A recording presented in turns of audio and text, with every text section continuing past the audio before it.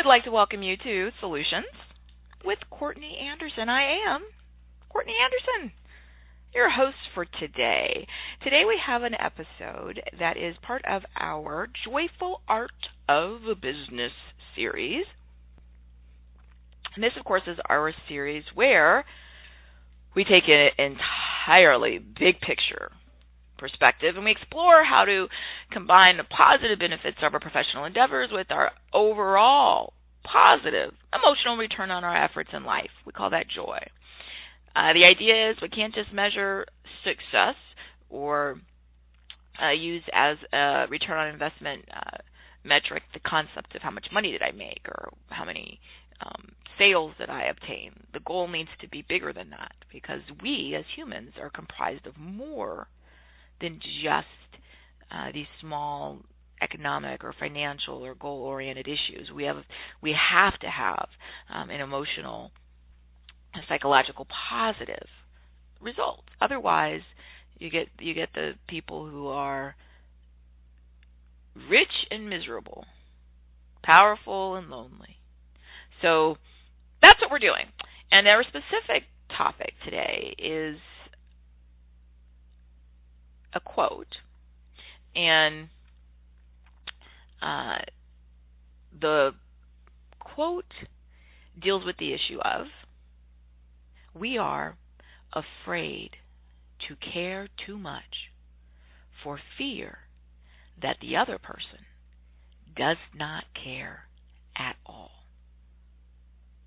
So the full quote is we are afraid to care too much for fear that the other person does not care at all.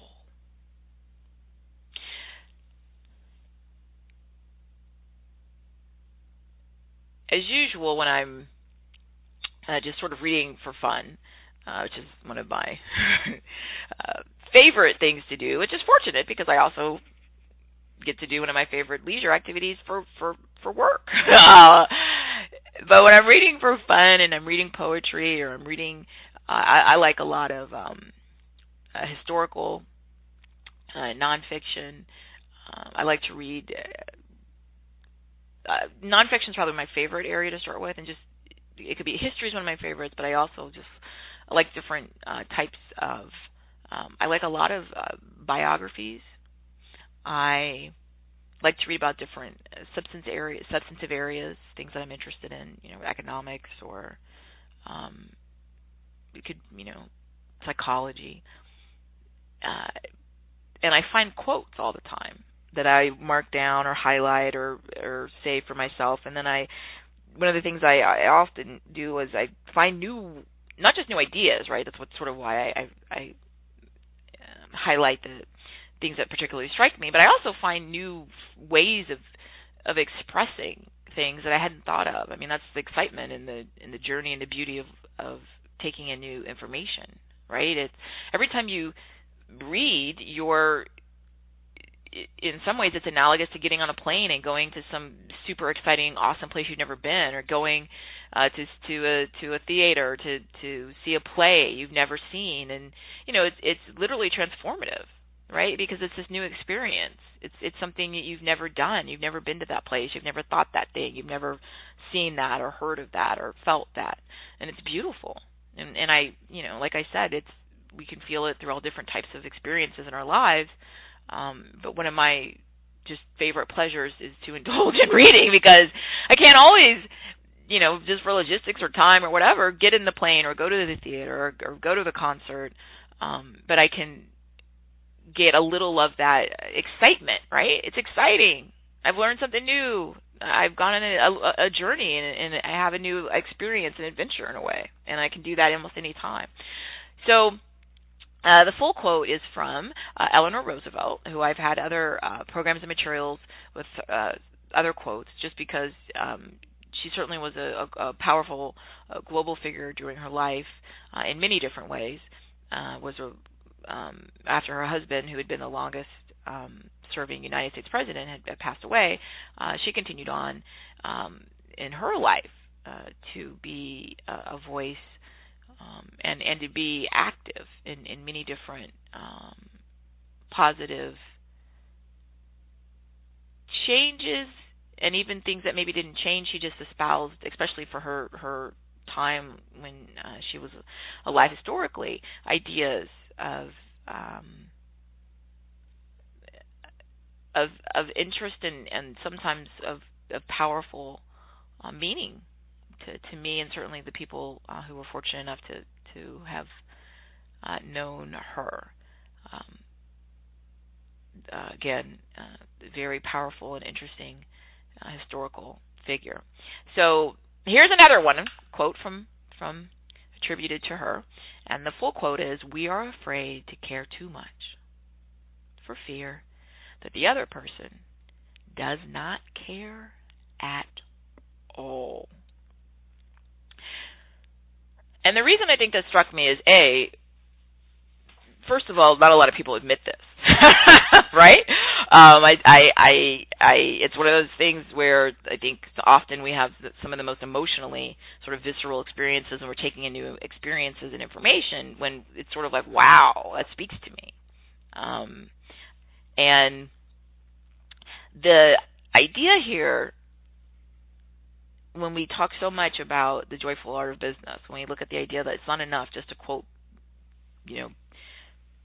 be successful at a certain income level or a certain level of job title or position or a certain level of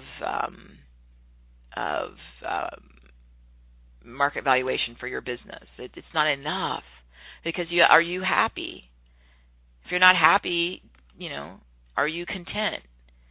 Big picture, does it bring you more misery? Does it bring you more positive experiences? And that is so important. So that's what we created the entire program in our institute, and that's what we're talking about. And I think that this quote struck me at many levels. One, again, it's going to fear. And we have so many different programs where we examine different aspects of fear and how fear impacts us in different professional settings and choices and opportunities in life, financial choices, legal situations. Fear is a big thing. So, of course, anything that's talking about that is automatically probably going to get a second look from me. And the idea that, we're afraid, and goodness knows that that's an issue many people struggle with. Certainly I struggle with. Facing our fears, even admitting our fears. But this is talking about our fear about caring, and this idea that caring too much. And it begs the question, what is too much? How do you care too much? How do you care too much? And the cynic in me would say, well, it's silly. If I care, by definition, somebody could argue it's too much, right? Ideally, many people would argue, right? If I'm an objectivist, I don't have to care about anything. I shouldn't care. I don't have a vested interest. So, so there's a species that becomes extinct. So there's a suffering, animal. So there's somebody who's homeless. I mean, many people would argue, what's it have to do with me? Some people would say people who go out and care about a species or an animal or a tree or a school or anybody, it's all too much. Some people would argue, hey, what are you doing? You don't have to care. Now, there are other philosophical and religious and cultural frameworks that reject that entirely. It would say that you do have an obligation in some instances, or at least a reason, right, ethically, that you should care. Now, how much is too much? Okay. That's debatable, right? We all probably have known people in our lives where it's like, oh, wow, they're doing so much. That's great. They're volunteering, or, they're doing so much to help people, obtain medical care, and that's great, and they're giving to the community. But oh my goodness, they're doing it so much that they forgot to eat, and they got sick, or they gave all of their income away, and now they don't have a way to pay their bills, and they're bankrupt, or they had a nervous breakdown because they just took on all the pain and the problems, and they were trying to get it quote fixed, and they just cared, quote, too much. I mean, I guess certainly we can have people who, all things in moderation, right? And certainly with people who do step up to be action oriented to be of service, sometimes it can take a toll on them emotionally, physically. Okay. So that's a reasonable argument, that maybe there can be too much, right? You just don't have enough time, it's to the detriment of your other obligations. Somebody, might be a parent and they've put so much into caring about these other issues that they haven't even seen their own family. All right, those are certainly issues where we can start to see and even quantify.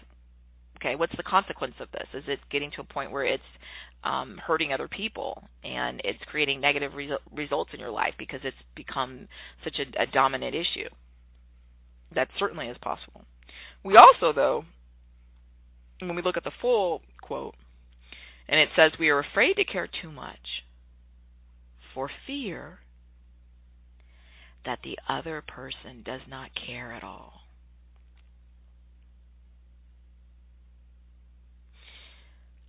When you look at the full spectrum of the quote, it tends to take us outside of that scenario where someone is just like, oh my goodness, I'm giving so much to the company volunteer service organization, or I'm doing so much on my own through my temple that I'm giving so much of my time and resources that I haven't seen my own children, and then I'm having an inability to take care of my own health, because we're looking at the full quote and it's talking about a one-on-one. And often when we're it's either our job or we're meaning our professional paid work, or when we're volunteering, if I'm out and I'm doing something to help provide housing for people or assist them for myself, I do a lot for trying to help provide legal services for people who might not be able to obtain them themselves due to the either economic issues, or they might be minors, really, children in need or whatever. So typically when we're doing something like that, we don't get into this thought concept of, oh, I don't want to give too much of my volunteer work trying to help build these houses. What if those people don't care? Often we know, right? We're pretty conscious of the idea that, look, if I'm somewhere, let's say it's a situation where they have a food pantry or Meals on Wheels. That's an organization I've worked with in the past where people are unable to get out and procure all of their food, and so this organization goes to people's residence, and it's what it sounds like, Meals on Wheels. Like you drive over.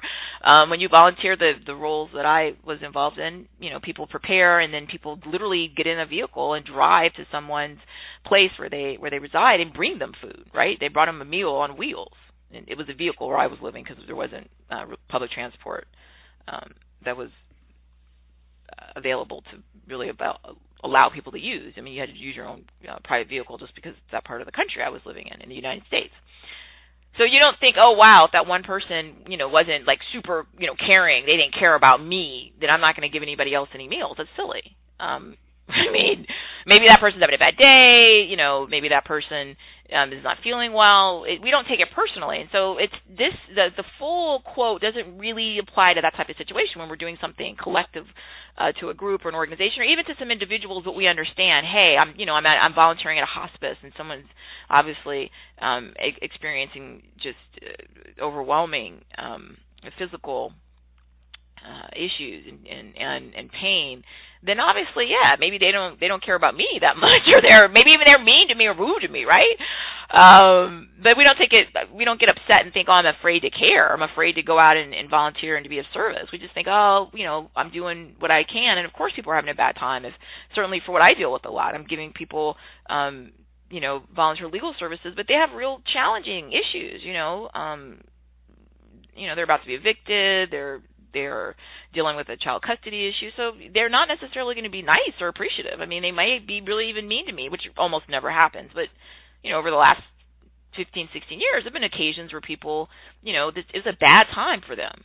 And they were probably doing the best they could to just be as, professional as they could, but it's not good, right? They're not having a great time. And so you don't take that personally. You don't think, wow, I'm afraid to care too much about this volunteer legal service, because what if they don't care at all? I'm fearful. It's not like that. We understand, look, I'm here for a purpose. I'm here to deliver meals. I'm here to provide assistance helping people get housing. I'm here to give my time. We know what we're doing, and we're not offended or hurt or scared at all when people maybe don't individually appreciate it or maybe respond the way we anticipate. We just think, I'm here and I'm doing what I can, and I feel good to be of service and to help people, even if maybe they're not even, nice to me all the time. That's okay.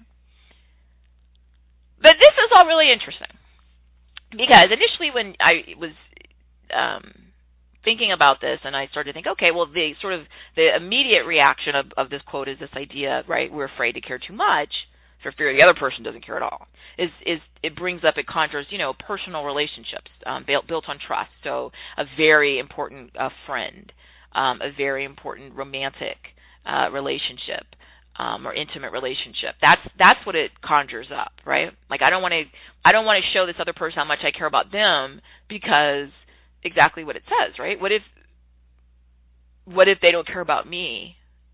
Not just that they don't care about me as much as I care about them, but what if they don't even care about me at all, right? Like that's the fear, that I would go and open my feelings and share my innermost secrets and hopes and dreams.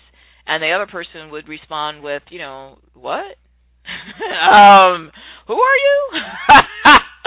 I don't care at all. Not that I don't care as much as you do. Not that I don't, I care this, 50% and you care 55%. But like, I'm not in this with you at all. I don't care about you at all.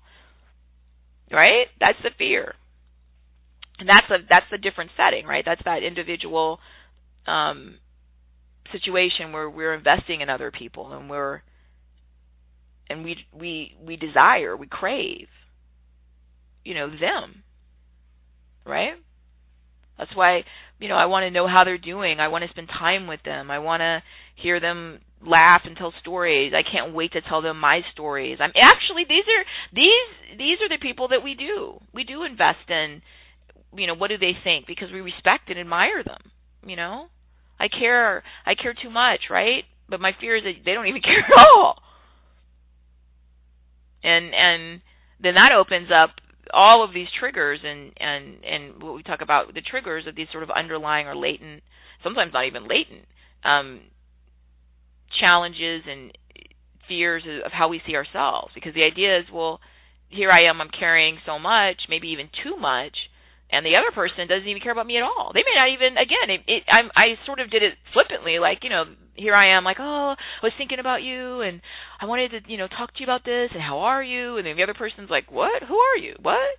But it's really, sometimes it's like that, where one person has invested in their mind so much, right? Like, oh, I think about the other person, I care about them, I worry about them, and you're, one person's spending, 6 hours a day thinking about the person and hoping that everything's going well for them, and then they, talk to the person or they reach out to the person, and the other person doesn't care at all. Not that they don't care a little, not that they care less, but like they just don't care at all. And so then what a lot of people start to do is think, well, I'll let them go first, right? The idea that to make sure I'm not caught in a situation where I cared, quote, too much, right? I was thinking about them. I spent time on them. I baked them a birthday cake. I, spent time making sure that, that I picked out something from their favorite store for them, and they don't even care about me at all. What a lot of people start to do then is think, well, okay, to try to avoid that outcome, which is a combination of rejection, in which we've certainly done programs and conferences and speeches on, and embarrassment and shame, and for many other, and for people, like I said, it can trigger some latent issue. Well, why don't they care at all? Does it mean I'm not good enough? No one cares about me. No one will ever care about me. And for some people, it triggers other, family of origin issues or prior relationship pain and trauma, divorce or death or abandonment. And so all of this is sort of brought to the forefront, and people then, we talk about in so many of our programs. Again, we're always trying to help make sure we're surpassing our goals, but we also, ideally, I'm an advocate that we want to be our own ally. I often label that as your number one fan, that you're your supporter, your motivator, you believe in yourself, that you're there positively, pushing yourself forward in a healthy way, that you remind yourself of your value and your intrinsic worth in the world, and instead of being your enemy. And the challenge and the some people are petrified of carrying quote too much, and then the other person doesn't care at all, and then that triggering for them all these issues of them turning into their own enemy, right? Where they start saying to themselves, well, see, of course they don't care about you. You're an idiot. Why did you care so much? Why did you go out and bake a birthday cake or, reach out to them and want to do all these things when they weren't even interested in you at all? They don't even know when your birthday is. In fact, they don't even know your last name. Like, they really totally don't even care about you. And now you embarrass yourself and you look like an idiot, and this reminds me of the time in the past when something else bad happened, and see, you're a horrible person and nobody will ever like you, and you embarrass yourself, you're a fool. And it sounds like, well, what's the big deal? So somebody says some negative stuff. Who cares? All right.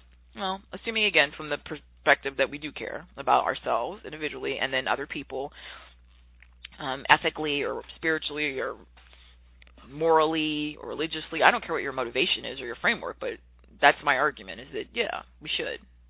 Why you believe we should is up to individuals, but I'm asserting that we should care. Because otherwise, the alternative, when we don't care at all, we get into people who have sort of, sociopathic behavior, right? Where they really don't have any empathy for other people, animals, anything at all. It becomes very destructive. Not necessarily the best outcomes if we all are motivated and acting in that, unadulterated, pure self-interest, immune to feeling the consequence of our actions. So, it can lead somebody to a very destructive, and sometimes, I'm not even exaggerating, obviously we've talked about this in other situations, it can lead people to fatal, situations where they just turn on themselves and they're so brutal and abusive and violent to themselves with their ideas, and they berate themselves and they say, basically they shame themselves, that, arguing, see, you never should have cared that much. You shouldn't care at all. And then what you'll see in people, and I've even seen it in really, really, really young people who come from very challenging family of origin situations, where maybe they've been abandoned by every relative they knew. And some people have been abandoned, neglected, abused, right? Parents, grandparents, relatives, aunts, cousins, siblings, and they start to feel like, well, okay, to make sure I don't get in a position in the future where I care, quote, too much, I'll just won't show anybody I care at all. And then you get people who we talk about in programs, right, that proverbial, here's the wall, I'm putting my wall up, I'm putting up my wall, I'm going to build my wall so tall, I'm going to build the tallest wall, right? It's like you think about, medieval times when they would, these elaborate defenses that our ancestors built, around the world, right, in Asia and Europe, and what now we call Asia, Europe, Africa, and they built these elaborate walls and defenses, and there was a moat, and then there's these stone, walls that were like, it's going to be so high, it's going to be so thick, it's going to be so wide, right? It's like literally great walls, right? We will defend and protect and keep out, the enemies and the threats, right? And we do that on our own individual sort of sovereignty, right? So I'm not going to be able to go out necessarily and build like a, great wall physically around me where I'm standing in the world. That's kind of impractical. We have to move around, go to the bathroom and eat and everything, take naps. But even if you just built a big, huge wall around your house, at some point you're probably going to, need to go out and get, more resources, or just for your own mental health, get out a little bit. But we build walls. And what are the walls for? To protect us, to keep us safe from them, whoever they are doing the bad things. And we've done that collectively. We still do it, right? They're modern societies right now, building walls. I need more walls. I'll put a bigger wall. I'll put modern technology on top of the wall, right? So, it's got weapons and cameras and whatever. Like, look at me, I'm safe. I'm keeping you out, and then that way it won't hurt. And we do that with our lives, right? I'm so afraid that if I care too much, and then you don't even care at all, and then look at that, I'm embarrassed, and you're laughing at me, and I've made myself a fool, so I'll just build a wall, and then I won't show anyone ever in the future that I care, right? Because it won't happen. Now, I think my assertion is that then people hope. Well, then the other side, the other party will go first, right? It's like it's a war. So the ones who don't care about me at all, I'm never going to have this problem where I care too much, and then they find out how much I care, but then they didn't care about me at all, and then I'm embarrassed and rejected and abandoned and everything. It's not going to happen because I'm not ever going to show anybody I care. I'm building this huge wall, and it's going to be the biggest and the thickest wall ever, and I'm putting barbed wire on the top, and I put cameras and motion sensor lights and stuff, and it's not going to happen. No one will ever know. I will never show a flicker, an iota that I care about anyone, and then I will be safe. And in the future, then the people who really will want to care about me, they will be the one. See? Shoe on the other foot. They'll be the one who cares too much. And then I will be acting like I don't care at all.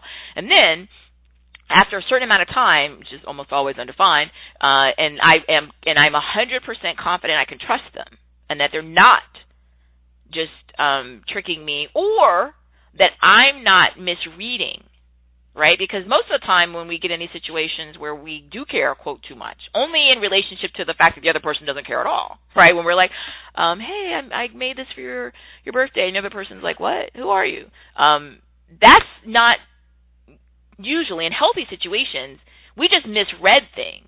So we might have thought, I thought that, we were friends, right? I thought because we hung out in that group, I thought we were friends. That's why I went and made you the birthday cake. And the other person is thinking, I don't even remember really talking to you that much. And I know for me, growing up, I had so many of these experiences as an adolescent, right? And even, probably pre-pubescent. I moved around a lot. I've shared. My father was in a work situation that made the whole family move a lot. So I moved about every 2 years, and I've got to see a lot of the world, but because I was always new in schools and trying to meet kids, and we all know how kids are, right?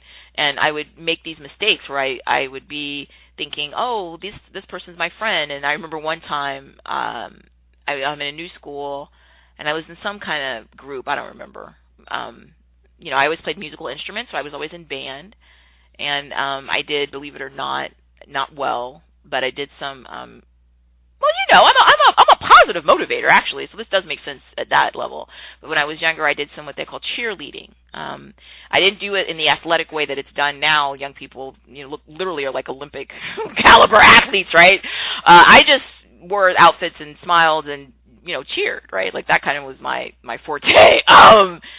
So I'd meet somebody on a band or cheerleading or some other school thing, and then I'd think, we're friends. And so I remember this happened on many occasions, but I remember one's coming to my mind right now, and it was my birthday coming up, and so I thought, I'll invite all these people who I thought, cared, that were my friends. I was new, but I thought, they would come to my party, and so I gave all these invitations, and I spent all this, anxiety and everything. The worst thing about throwing a party is it's not even it's exactly this topic. It's exactly the show, is that you give the invitations and you set up the place where you're going to have the party and that nobody comes, which is exactly a version of caring too much, and they don't care at all because they didn't even come to the party.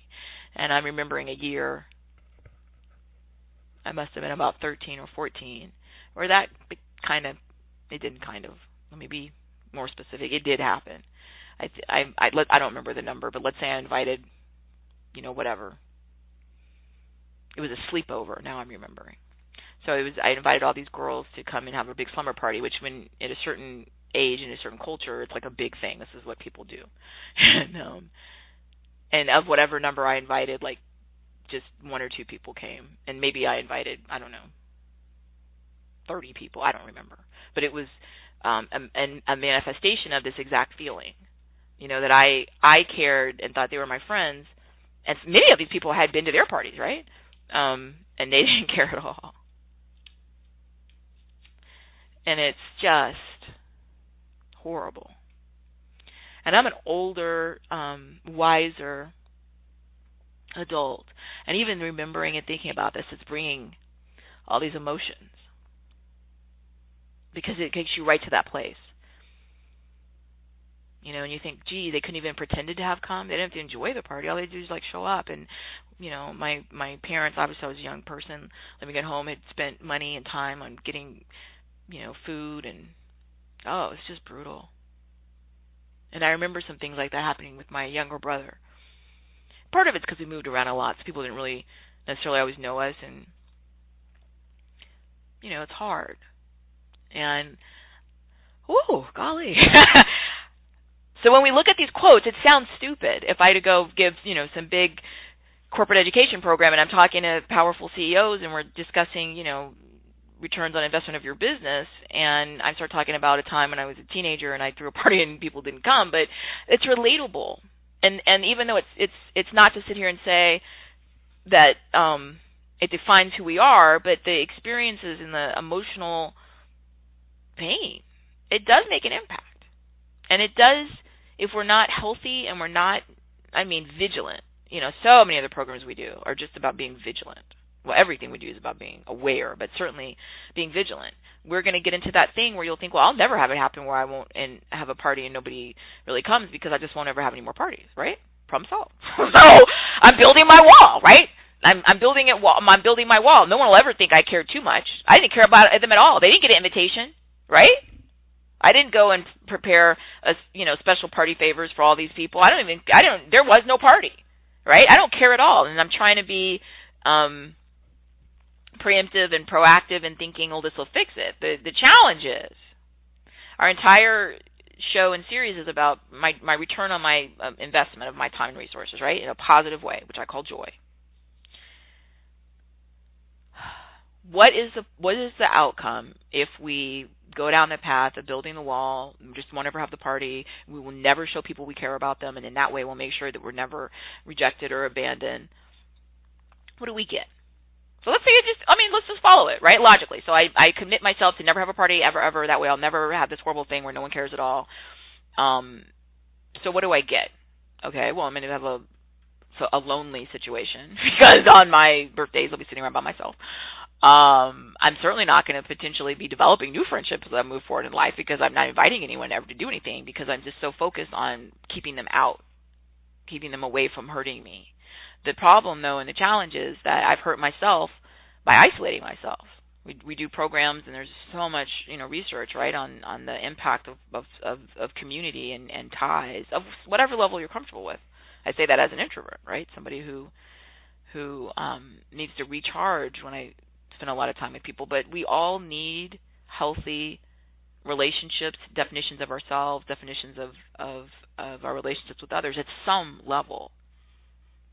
We build these huge walls thinking, well, it'll never happen. They'll never know how much I care, and then it'll never happen where they don't care at all. But here's the reality. By doing that, we punish ourselves. We deny ourselves, because it's not mathematically probable that every person on the entire planet, there's over 7 billion people right now, that all of them are going to reject me and not care at all. In fact, in the same time period I told that story about the people who didn't come to the party, I'll tell you the truth. There are people, now that I think about it, maybe who weren't in my marching band or cheerleading group that wanted to be friends with me and tried to be friendly with me, and that I didn't even invite to the party, right? Part of the idea of wisdom, which I hope I live long enough to acquire a body of wisdom, is realizing that when we paint ourselves in these sort of victim roles, that if we expand the picture a little bit, it's not necessarily totally accurate. I wanted certain people to come to my party. All right. Some of them didn't want to come to my party. There were other people that maybe were I was in a program for people who love business. Look at the little kids, but now that I look at them as little kids. But at the time, I felt like a big person. I was in a junior achievement where I was with other people who loved business and hoped to be in business when we grew up. I was in academic classes that were advanced. Those are the people, some of whose feelings were hurt now that I'm remembering, that I didn't even bother to give an invitation to.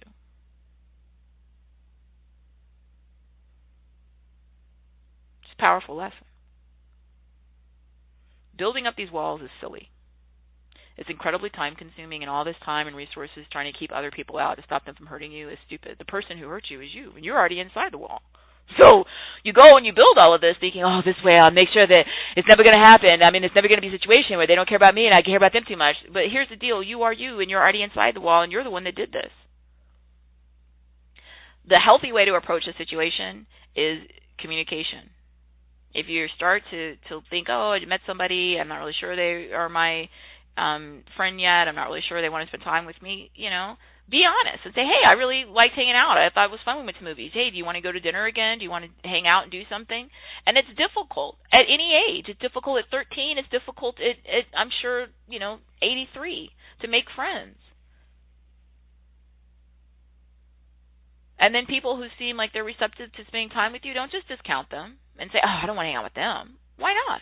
They want to hang out with you. That's a big part of it. When we talk about all these walls for history's purpose, and like I said, there's ones right now. People are always advocating in the states. People, politicians and community groups are always advocating we're going to build more walls. Okay, whatever. Maybe, I don't know. I haven't seen historically where that's been the solution to whatever is the perceived problem, because you're already inside. Why don't you communicate more clearly with people?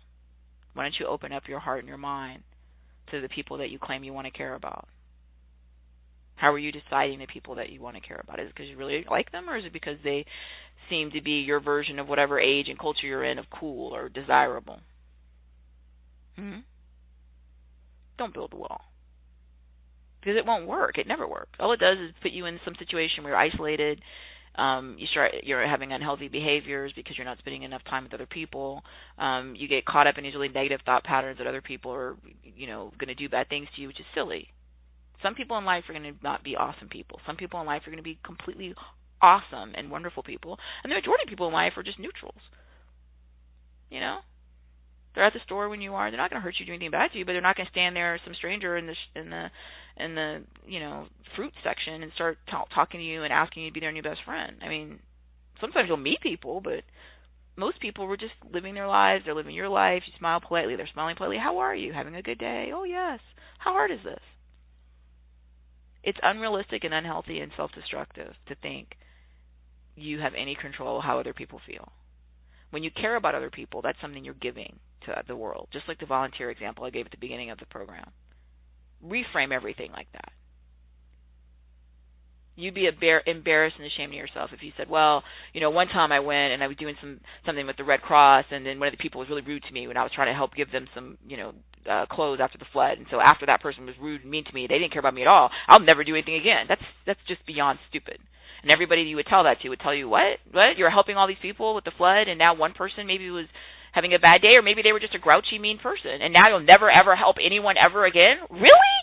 That's just selfish and silly, and everyone would know that. And you wouldn't say that because you'd be embarrassed, because you know how stupid that would sound. And it's the same thing with the other situations. Maybe you did try to have a relationship or a friendship, or you did have one, and you cared, quote, too much, only because it turned out the other person didn't care. That means that nobody in the whole wide world is worth it? Of course not. That's silly. It's as stupid as saying you're not going to help volunteering ever because one person one time wasn't, your number one fan. That's as ridiculous as that, and you know it and I know it. So stop it. Get out there and care. Care about yourself first. Be kind to yourself. Treat yourself well. Make good choices. And then get out there in the world. And yes, just like you would do with anything else, you're going to do everything you can to be of service, whether it's your volunteer or your paid work. Maybe you had a customer or client one time that was mean and hurt your feelings or whatever. That's fine. That's life. That means you'll never ever work again because one person one day at work was horrible? Of course not. You would never do that. That's silly. It's the same thing with all the rest of the stuff. Throw your birthday party.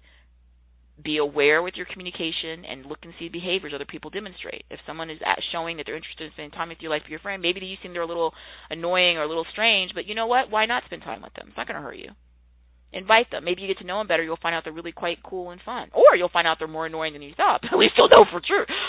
And you'll have made them happy by inviting them to your party, and you have more people that come, so you're not sitting there alone. See? Problem solved. It's the same thing with the rest of life.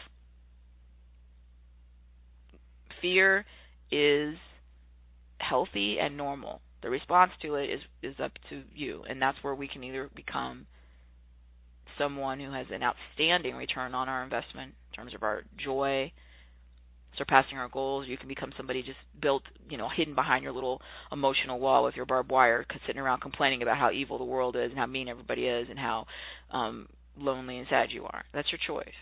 Pick. Decide.